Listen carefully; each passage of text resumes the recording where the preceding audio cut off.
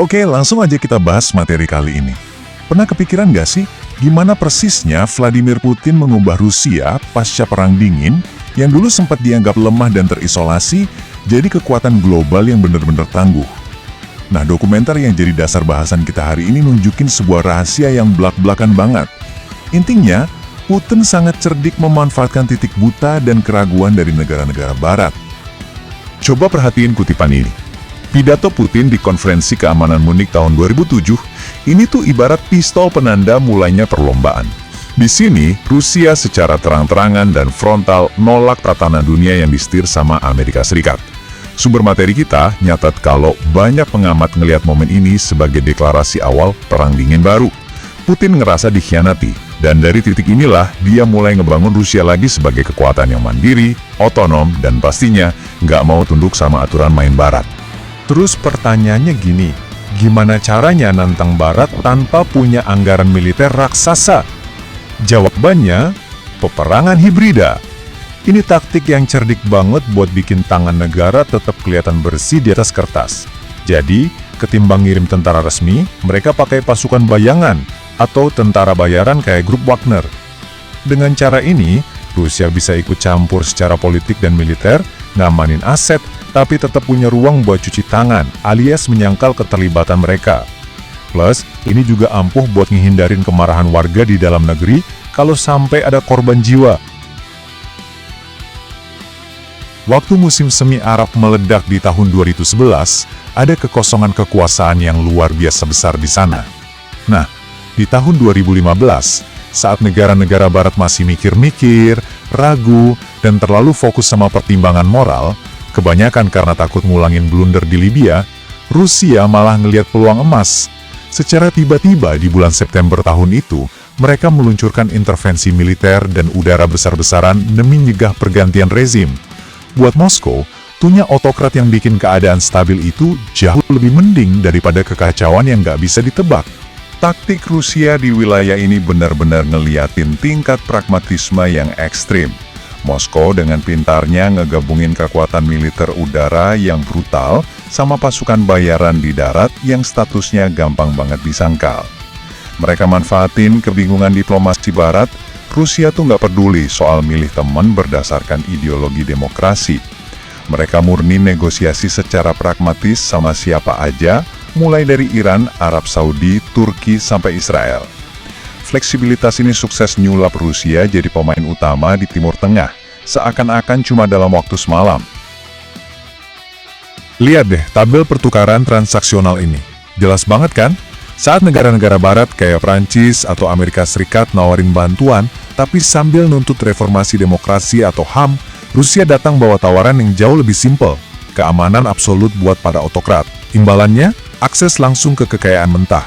Rusia dapat izin tambang emas dan berlian, akses ke pelabuhan strategis, sampai dukungan suara di PBB. Ini sih benar-benar bisnis geopolitik murni, tanpa beban moral. Yang lebih menakjubkan lagi, lihat gimana cara Rusia mainin kekuatan lunak atau soft power di sana. Seperti yang dicatat sumber kita, mereka nggak cuma ngedanai stasiun radio atau rumah sakit loh. Mereka bahkan bikin kartun yang nampilin beruang Rusia dengan heroik menyelamatkan hewan-hewan Afrika dari hiena yang rakus. Sindirannya tajam banget kan? Mereka ngebangun citra sebagai pahlawan anti-kolonial.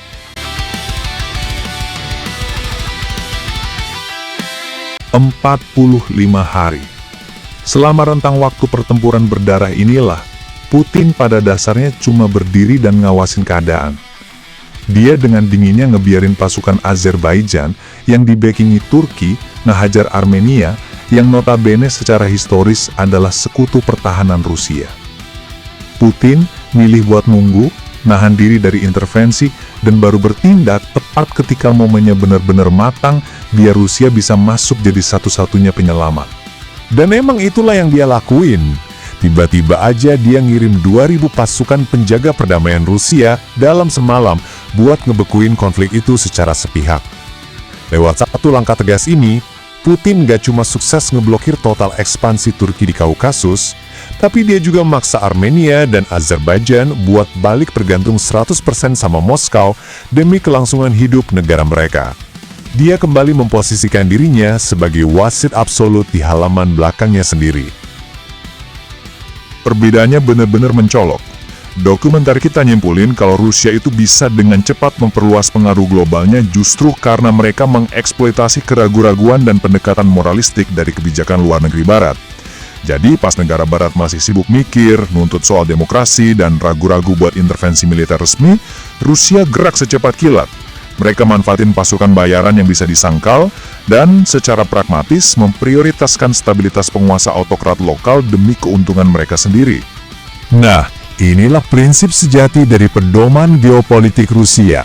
Mau itu dengan berani masuk ke kekacauan yang ditinggalin sama intervensi Barat di Libya, atau langsung ambil kesempatan waktu pasukan Prancis ditarik dari Republik Afrika Tengah, kekuatan sejati Putin terletak pada kemampuannya yang luar biasa buat nyulap setiap kesalahan langkah dan kekosongan kekuasaan Barat menjadi kemenangan instan buat Rusia.